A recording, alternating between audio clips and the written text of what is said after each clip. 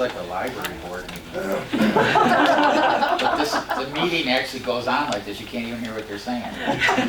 You want us to whisper real loud? That's what the library did. Whisper. I'll look at her and I'll say, what did they say? It's like the golf announcements, you know? Yeah. All right, 7 o'clock. Okay. We're going to call the meeting to order with the pledge. Pledge Allegiance to the flag of the United States of America and to the republic for which it stands, one nation, under God, indivisible, with liberty and justice for all. Trustee Rivera, do you want to say a prayer for us? Sure. Father God, we thank you for this evening. We thank you for this opportunity to gather, Lord, and discuss our township that we live in, Lord, our community. And Lord, we just ask you for guidance throughout this meeting to do things that please you and allow us to be able to be good servants in this town. In Jesus' name we pray. Amen. Amen. Okay, the first thing we have is an award presentation. Roll call. All right, we'll do the roll call. All right, Trustee Bonomo. Here. Trustee Shake. Here. Trustee Rivera. Here. Trustee Clausen. Here. Supervisor Ballage. Here. All right, we have a quorum. Thank you.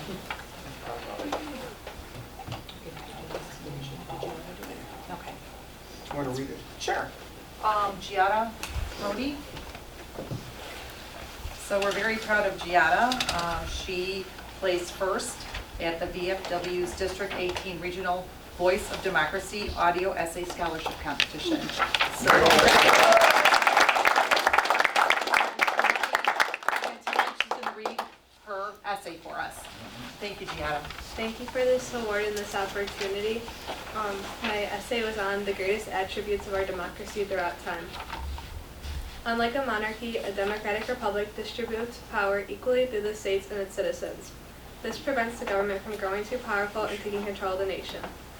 So although the United States government is not perfect, it has remained an ideal benefit to our country because it represents citizens in a fair and organized manner.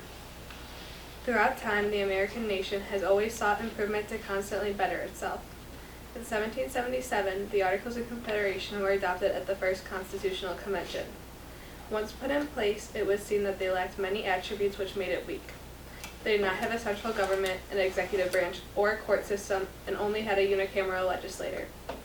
Once the people realized this form of government did not work, they met for a second constitutional convention where the Constitution was adopted. This new Constitution included bicameral legislation where the House and Senate would check the President's actions while the President would check their actions. This prevented any one person from having too much power. On top of that, they created the Martial Court, which held judicial oversight over both the legislative and executive branches and prevented them from passing unfair legislation. This showed that the citizens of the United States wanted what's best for themselves in the future, which could only have happened if they approved of how the country was run. To this day, the nation still uses the Constitution and allows for new legislation to be passed in order to adjust for the time. Once they realized that the original presidential election system did not work, they changed it so that the president and vice president would be put on the same ballot and voted for together. This made decision-making easier in the executive branch because the vice president and president actually got along, which was different than it originally was. Once it was finally addressed that women not having the right to vote was wrong, the government passed legislation in 1920 to allow them to. This bettered the American nation while also giving women more rights that would benefit the future of America. In more recent times, the government has also sought to improve the safety of American citizens through multiple new laws established, such as anti-terrorism acts, used to prevent any individuals from taking control of the nation, while also establishing more security measures in transportation, such as airports, train stations, and rental establishments. The country saw what the nation was lacking and knew that to make it the best it could be, the government must establish new legislation to keep the country safe. So although it is often disputed in recent times whether a government truly has the welfare of the people first in mind, the American Democratic Republic system has withheld a strong standing in being the top governmental system in the world, where individuals have the freedom to live how they want, which could not have been possible without our country's solid foundation and constant strive to become better than they were the day before.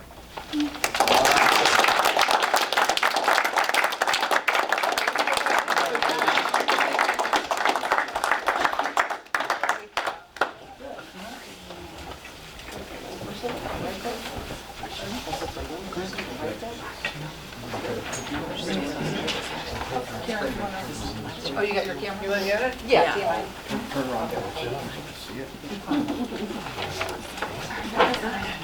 Good luck at Springfield this weekend.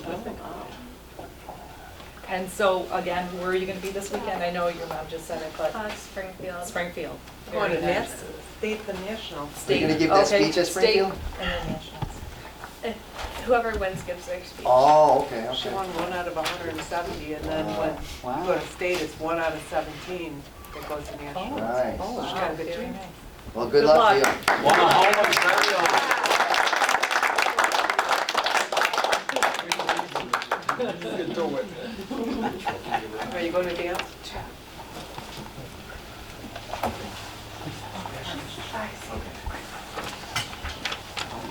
Bye. She snuck out of dance, she's got to go back. And that's a huge honor to do that. That's all I can say. All right. We're going to go on to Lockport High School 205 is going to do a presentation, and the township is neither for nor against what they're going to talk about. It's just, they're going to give everybody a brief overview of, I believe, the referendum. Yes. And like I said, we just got to make sure everyone knows that we're not promoting it, we're not saying it's bad, nothing.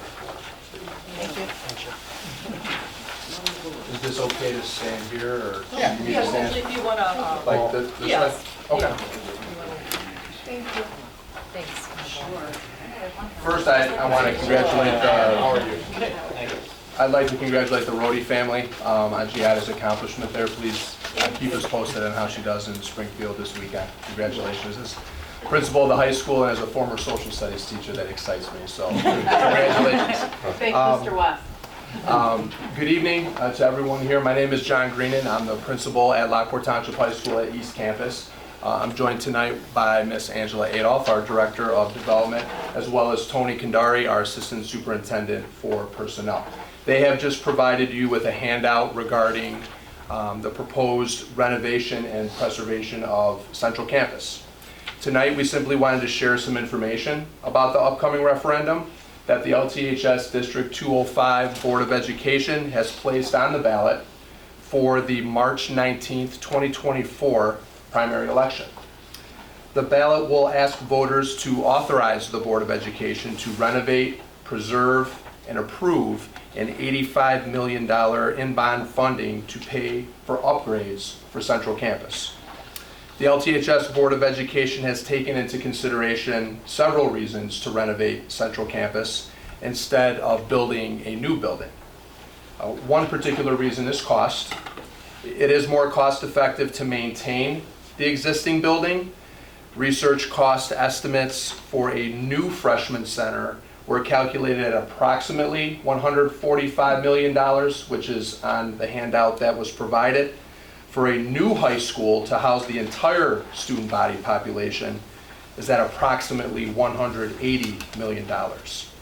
If you refer to the one side of the handout on the bottom right corner, so it wouldn't be the side that has the QR code, the other side, by current renovation estimates, you can see there $25 to $30 million in infrastructure, major mechanical improvements, heating, ventilation, air conditioning, electrical, roof, windows, sprinkler system, and then compliance with the American with Disabilities Act.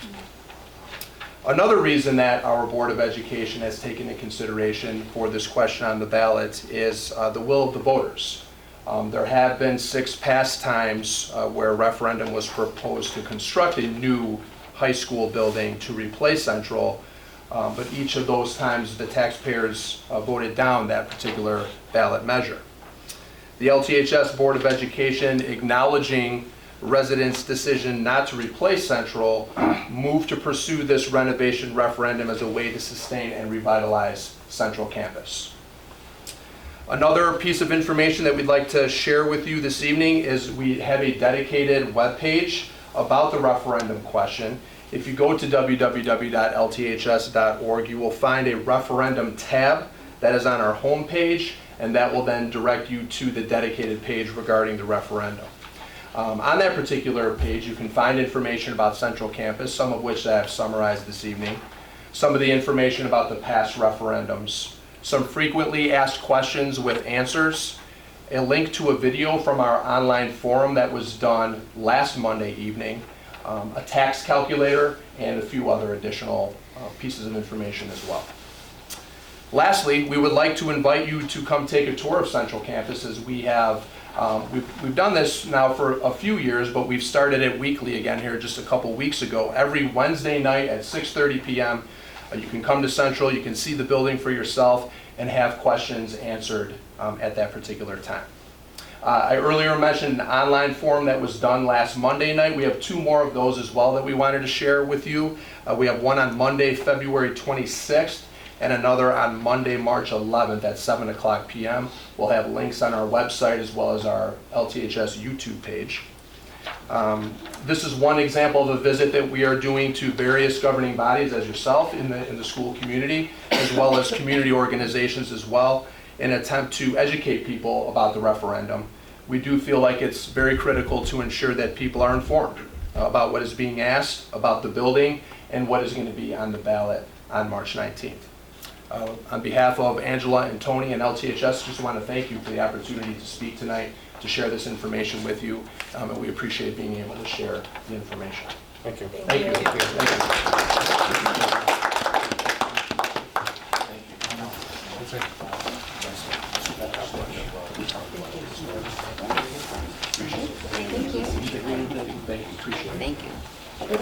Thank you, appreciate it. Bye. Have a good night. See ya. Congrats again. Okay, we're going to move on to public comments.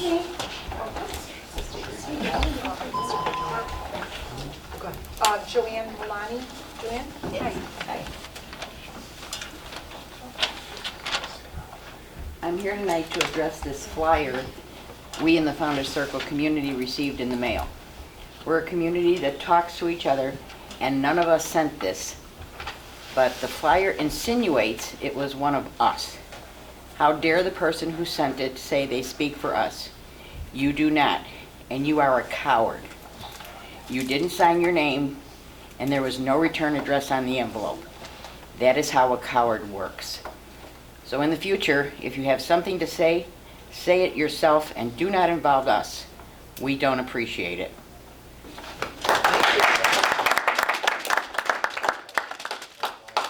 I know Christy wanted to talk, but she just, you know what, I will come back, I'll come back to her, if that's okay with the board. Yes. Okay, thank you.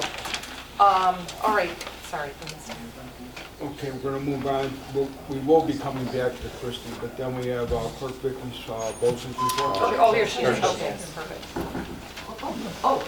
We pause the meeting. Yes, I'm sorry. yes. I'm trying to get people into helping out the farm. Anyway, Okay. Christy Nasser, what do I know? Go ahead, you're up. Should I stay right here? Sure, you're Oh, fine. good, thank you. You guys all know me and what I've been spewing and stuff like that. I've got over 1,300 feet of land on 143rd Street. And of course, I don't want to see it widen. I know you guys don't either. But I guess the final thing that nobody's really talked about, the emotional aspects of it, that most of the people in this area on 143rd Street are people that have lived there all their lives. They've raised all their children, they're raising their grandkids, and they want to pass or be there to the very end.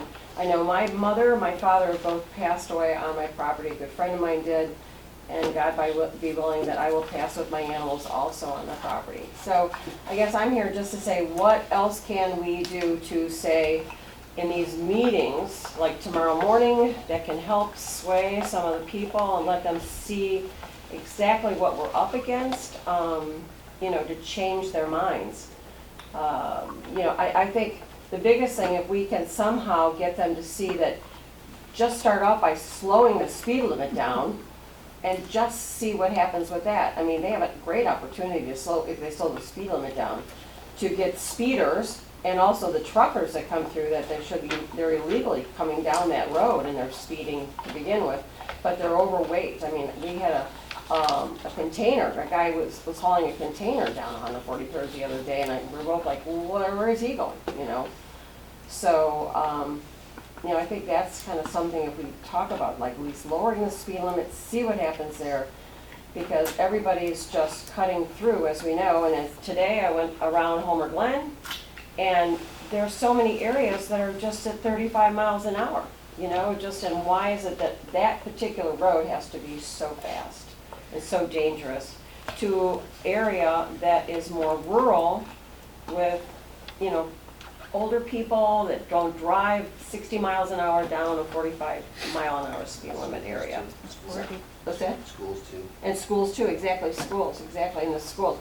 That's something that I said years ago, and just not a few years ago, I was in my yard and I heard screeching tires, and people were, a truck filled with gravel was coming eastbound on 143rd Street right in front of the school, and a bus was pulling out.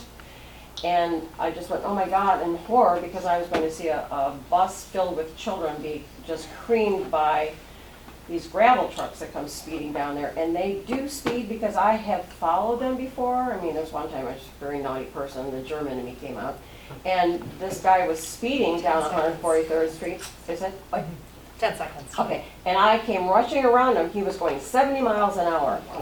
And I stopped right before the speedway and got out and said, what are you doing? And there was a police officer there, and I said, you've got to stop these guys. I mean, they're going 60 and 70 miles an hour down there. So, Thank you. anyways, Thank you. thanks, all right. Thank you. You're fine.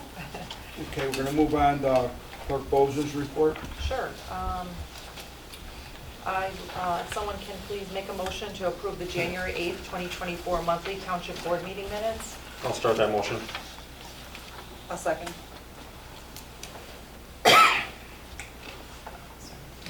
Okay, all in favor? Aye. Any nays? Okay, motion passes. The second one, I would like a motion for the December 29th, 2023 special board meeting minutes. Can I get a motion for that? I'll make that motion. Second. All in favor? Aye. Any nays? Okay, motion passes. And finally, approve the January 29th, 2024 special board meeting minutes. I'll start that motion. Okay. Second. And just to let you know, on those minutes, I put the link to the video so that people can just use that to listen to everyone's comments, because I think there's like 23 people that had talked. So, okay, and then all in favor? Aye. Any nays? All right, motion passes, thank you. The next thing I wanted to talk about was the Pet Fest. It is coming up June 15th, 2024. We are going to be doing it on the Homer Township property. It's just going to be west of the baseball fields. There's our shed, and there's like a retention ditch there. That's where we're going to be having the Pet Fest. And we are looking for volunteers. The application is on our website. So if anybody would like to volunteer, please fill it out and you can email it to me. Thank you. That concludes my report. Okay, thank you, Vicki. Okay, next we'll go to the supervisor report. We're going to have a short discussion of 143rd, because I think everybody's heard everything about it. I think the important thing to do is to let everyone know that hopefully we have enough, from my calculations, we have enough votes to win the first round tomorrow and move it to the full board. And at that point, if nothing changes, we have the votes there also. But there's a lot of mayors and a lot of people calling all of these people on the county board, trying to pressure them not to vote in favor of us stopping it. Most of all the people are coming from Cook County. The mayors of Cook County, Mayor of Orland Park, Mayor of Tinley Park, Mayor of Bridgeview, Summit, Oak Lawn. I don't know how they get close to 143rd, but you know, all these mayors, they're all in the mayor club that meets once a month. I don't know what they call it, but whatever. And Keith Peckow was probably leading the charge, because he wants it real bad. You know, from what everyone tells me, that he's one of the main people that want it. I don't know for sure, because he didn't call me. But I got calls from other mayors. And I tell them, you know, it's not gonna help. You know, I'm not gonna sit back and watch Cook County benefit at our expense. That's what's going on. So we gotta keep the pressure on by sending lots of emails. And I don't need to give you the emails here because I think everybody's got them by now. But,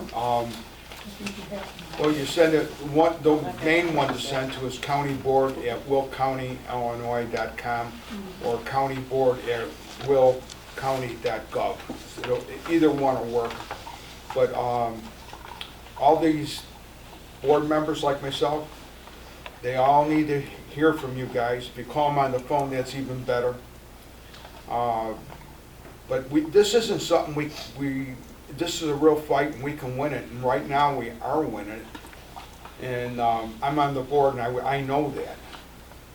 But unless we keep up the pressure, we're not going to be able to hold all these people in line. Because the number of calls they're getting and the people that are calling, they're influential type people. So, you know, some new people on the board, which like most of the people on our county board are new, they get influenced by mayors and that kind of stuff. To me, it's like, I don't really care. They're the same thing as a guy walking down the street. You just got a title, just like me. I got a title. Title don't make you anything special. So, please, just keep up the pressure. Lots of emails, and if you can make it at the meeting, make it. The next one at the full county board, that's a real important meeting to get to, because I'm pretty sure it's going to pass tomorrow out of the committee. And, you know, there's a lot of people calling me up and, you know, from around here, and they don't live off 143rd. You know, there's people that don't like it, and they're telling me it's a waste of time, we'll never stop it. And I'm telling them that we can stop it. Anybody that's been to those board meetings knows it's not a dog and pony show, right? This is legit. We can actually win. So please, just come out and send emails right now. Hey, Steve, I'm going to real brief into something you might want to bring up. Whenever projects like this are started or when they're completed, crime follows it, because it becomes a runway for people to evade the cities. And it hasn't been mentioned, but Oak Brook's a perfect example. The Oak Brook Mall is notorious for having car theft, because they could get on the highway and they're in the city in 5 minutes. I've had So 5 what's- different accidents at my house from people stealing cars in Orland Park, rushing through to get to 355. That's right, so 143 is going to become a runway for that. So that's something that's never been mentioned. I think it should Forgot about that. I be did brought that up. like years ago. Okay. You know, and one of the things I just thought about when Mike was talking, I should have probably said it before. We are going to be working on changing the policy for these type of projects going forward. Because when I found out about this, when I actually knew that this was going to happen, was at the November 5th meeting. I knew it was on the agenda, and I knew what it was, and I came prepared to, you know, put up a bitch. Well, I didn't realize that it was, I don't know how everyone else found out about it, but there were a lot of people there from Homer Townsjip. And so I'm wondering, well, if I just find out that we're doing it on November 5th, how did they find out? The same way? I don't know. But that told me one thing, that the way we do things now is wrong. The way we do it now is that every time, every year we go and we talk about it, we're talking about a 2050 plan now. So when they talk about the 2050 plan, it's all the plans in the county for 2050. So they're gonna plan on doing, I don't know what roads, because I didn't look at the plan yet. But in the past, they give you a list of roads and a list of this and a list of that. And none of the board members read it. None of them pay attention to it. It's just like it's like, remember when we had the Obama plan and it was a book that high that was just too much for anybody to read? Well, that's what these plans are. They're not that high, but there's so much stuff in there, and unless you're an engineer like Mr. Porfilio, you know, you look at it and go, okay, what are they doing? And you look at some of this stuff, then you like fall asleep to it because it's too much. So I'm proposing that we do a public hearing every 2 years at the wherever these roads are gonna be. So before we pass these things, they gotta have every 2 years. They got a minimum of that. They might change it around because what I'm asking for, you don't necessarily get. But in any event, we can't have it where the last public hearing for this was actually 2012. And then they move forward now. Well, since 2012, how many people died and had their kids come in? How many people moved? How many people didn't see nothing happen and just figured nothing's going to happen? You know, so the policy we have is very bad. And that's where board members come in, and that's where I come in. I'm supposed to fix the bad policy. So this doesn't happen again. The next time when we go into the 2050 year plan, if there's a road in Homer Township, we would already had a whole bunch of public hearings on it going forward, and the people would have had time to put their input, whether they wanted to do it, they didn't want to do it, they wanted to expand a road or make it like we're talking about 3 lanes right now. But all that kind of stuff would not be going on if we had a different policy. And so, yeah, the county board never looked at that, because in the past, when I got on there in 2012, they told us that the leadership we had said, whenever there's a road project, you can't really stop it. You might be able to change something in it, but you cannot stop it. And then this year, now I've been on the board 12 years, so for 11 years, I thought that you could never stop a road project. That you could change it maybe, which we did, taking the raised barriers out, but you can't get rid of it. And this year I found out that we can stop whatever we want. We're voting, we can say no and stop it. And we've stopped a solar farm in Frankfurt, knowing the state of Illinois is going to sue us, because we said no. And that's why I'm telling people, we've already did things that go contrary to what happened in the past. Our board knows that we don't have to pass things just to pass it. And I brought up the concept that if it's a detriment to Will County, then the people on the Will County board have a duty to vote no to it. And this is a detriment to Homer Township, and it's a detriment to Will County also, because Cook County's using us. So that's something I should have said earlier, I forgot. We're not going to go into questions, Brand. No. What's the date and time of the meeting? Oh, thank you. The date is tomorrow morning at 9 a.m. at 302 North Chicago. And if you can show up and sign up, if you get there like 10, 15 minutes before, you can talk. And all you got to do is walk up there and say, I don't like it. Walk down if you're not. I mean, people do that. Same with emails. They're going to read emails off, and the last time was over 2 hours. You know, so they have to follow the procedures. But the more people stepping up to the plate, the more pressure we put on everybody to do the right thing.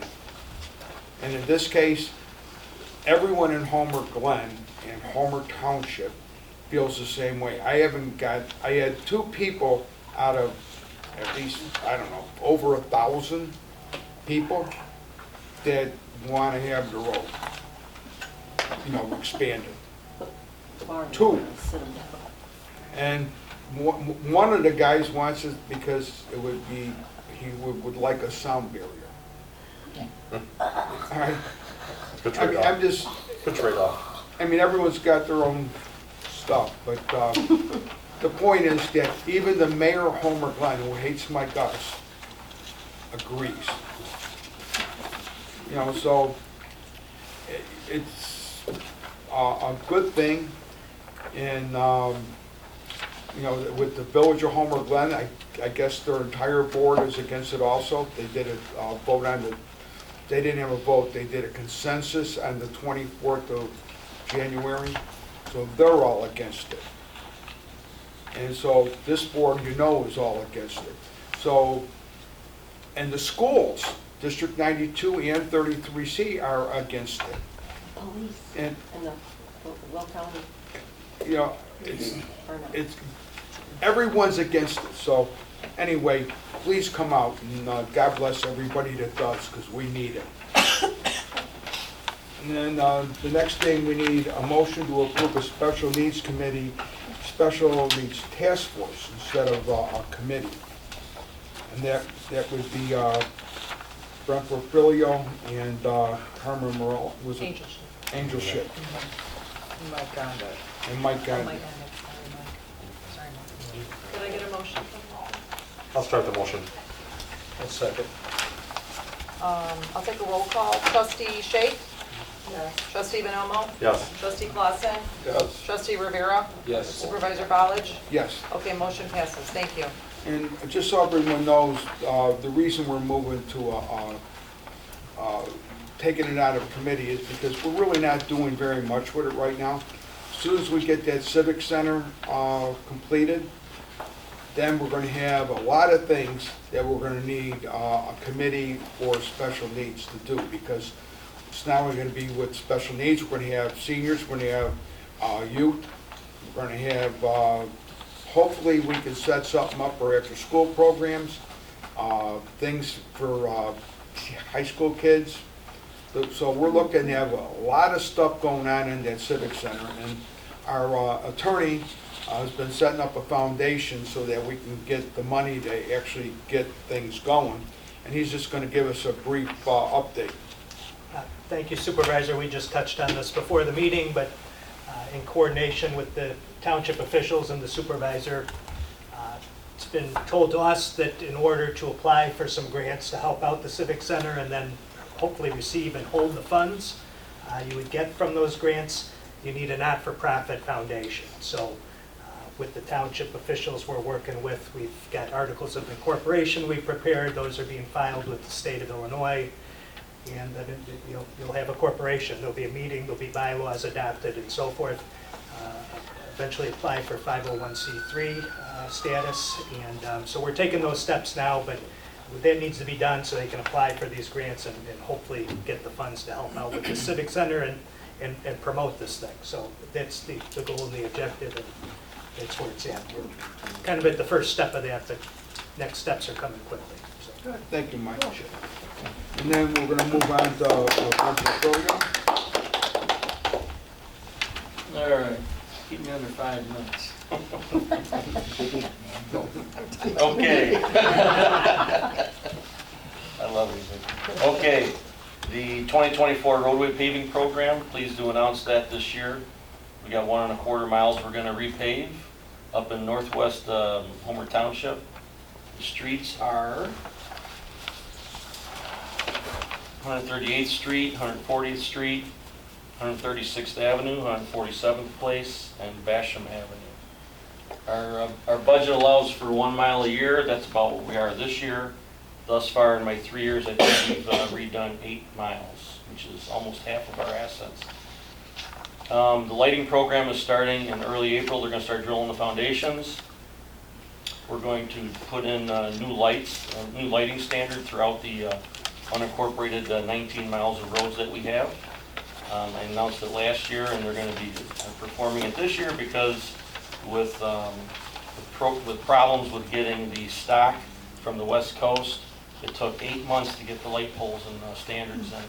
So we had to put it off until the spring. The Homer Townsjip Highway Commissioner Special Needs Grant, the applications were closed 12/31/23. I do have a winner in mind. I will be announcing that winner at the next meeting. There's a few things that we got to do ahead of time before we invite the person to the meeting and give them the grant. There's some paperwork that's got to get done. I got to contact them, make sure they even want their name released. Sometimes they don't. Want to make sure to see if they even want to be in public to receive the award. Sometimes they don't want to have that, so I'm not promising they're going to be at the meeting, but it would be nice. But that's the goal.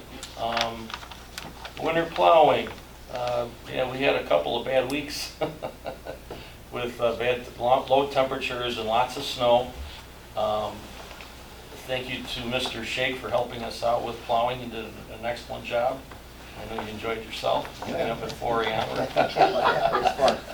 But thank you for that.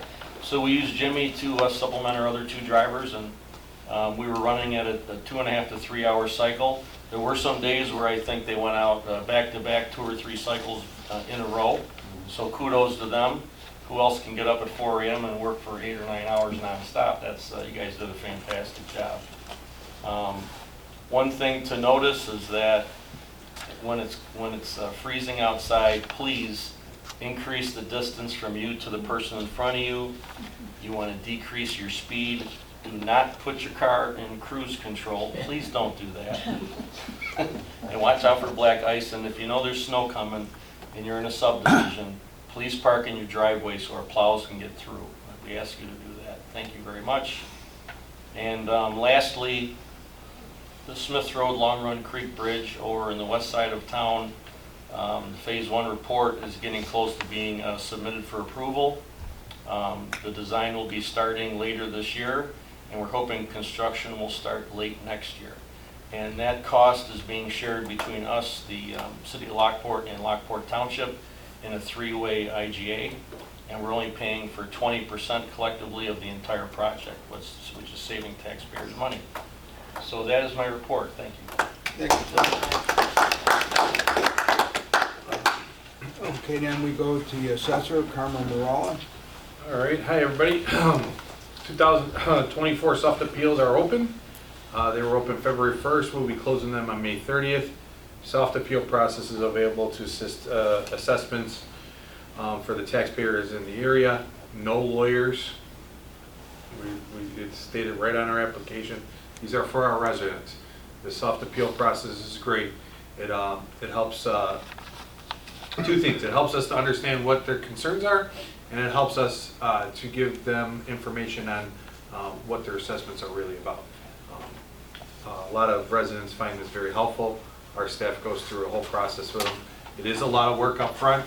You get the work up front, put the packet together, submit it to us. We look at it, we review it, we go through our comps and our CAMA system, and then we sit down with the residents and we discuss it.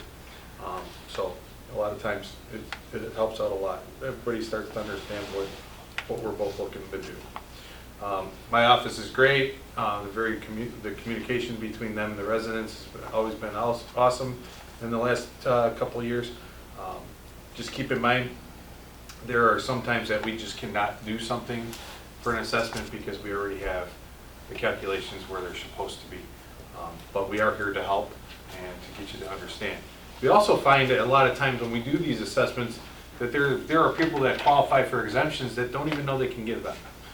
So then we do find out that we can help them in those situations. So by all means, our process is open February 1st. We close it May 31st. It's a great opportunity to get out there and to understand your assessments. I got a question.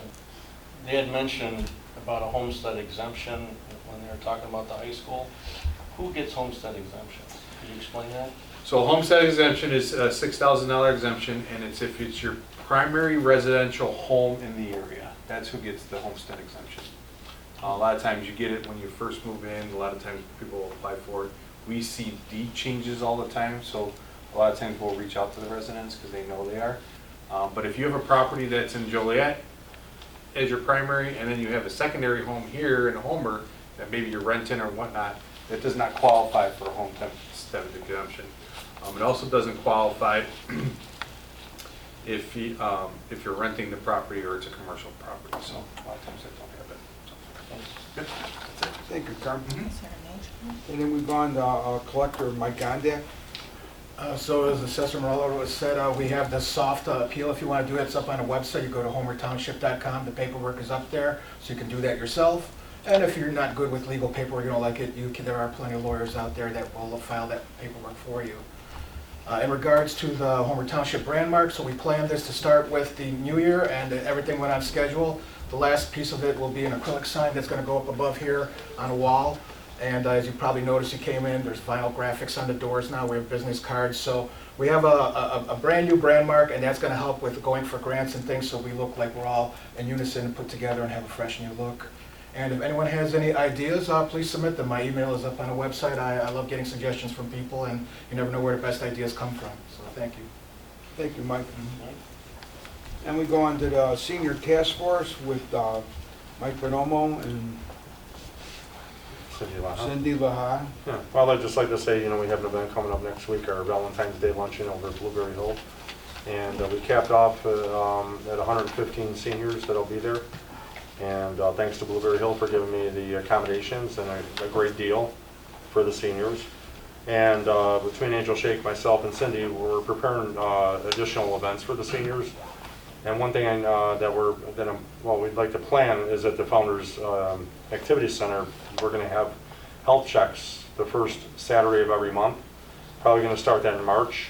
And then after that, every Saturday, we're going to have just a gathering day, where you can play cards or whatever, to sit in the building and, congregate or whatever, do whatever you want there. But it'll be a central location for seniors to get together and just get to know each other and talk over, different things that they do during the day. And I would suggest everyone go to the Homer Townsjip website. Thanks to Mike Gondek, he's made it very user-friendly, where you could get on and go into senior events and see all the things that we're planning. We missed last month's bingo, which usually is the catalyst for additional events. So with the additional help with Mike and the communication, we were able to fill up the seats for the Valentine's Day luncheon without a bingo, which is a good indication that our communication is really great. And again, kudos to Mike for all the hard work he's put into this, and makes us look very professional, from an outsider standpoint.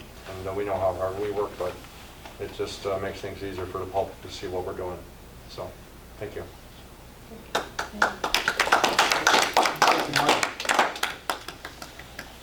And then we had a special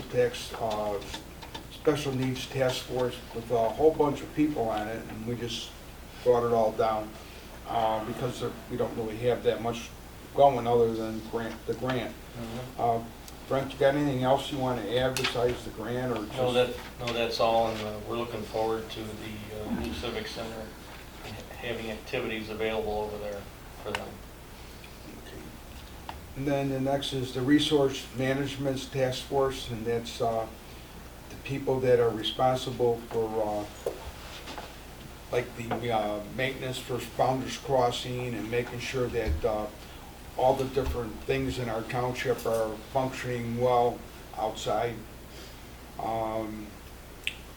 That would be Angel Shake, is probably Mike and Mike Clausen. Either one of you guys want to say anything about it, or both of you? Okay, I'll cover this part of Founders on this report. I just want to let everybody know that's already had some of the work done and gotten garage doors. We have rectified the garage door situation. They are on order. It will take some time to get them back, but the goal is hopefully the garage doors will be coming back to look exactly like your old ones, but just brand new and functioning. They'll be very similar. The shades are off a little bit by color, but you will have, and the good thing about them is they'll be insulated for people that are in the garage sometimes. And so that's about the only update I think we have there. Okay. You have anything, Mike? Rob, did you? They're all working pretty good together, and everything is getting a lot more smoother. So hopefully, well, it's part of life. You figure out how to fix stuff, and that's why we got so many people involved, because everyone has good ideas, and they're all part of business. So you guys are doing a real good job, and I think all the people recognize it, or should recognize it, or will recognize it, I don't know. But I think everything's going fine there. Next one is the Land Use Committee, and we haven't had any emails about anything happening, or that's going to go to zoning or any of that stuff, so nothing there. And then the Founder's Crossing Task Force, that's really merged in with the other one now. Nope, I got this one. Huh? I got something for this All right, one. well then go ahead. Okay, first of all, I did forget to say we are still working on the lighting situation, so that's really, that's really causing me a conundrum in my brain, but I will figure it out. The other thing, I just wanted to touch on something that Joanne Milani was speaking about. That letter that went out. Oh. Okay. I don't know if the idea was to create fear, if it was just to turn people against Jim Shake, who is my husband, everybody knows that. No problems there. What? I don't know if they were trying to create chaos from the residents, because the residents all had to speak to each other and find out who sent this out, who sent this out. We all know none of the residents sent it out. It's fraud. Whoever did that, you cannot claim to be a resident of Founder's Crossing when you're not. Trolls. And you use their name, and you can't do that. So if anybody does find out who it is, that's not a good thing. How about defamation of character? Defamation of character, because to even assume or to imply that the people in Founder's Crossing are like this, it was disgusting.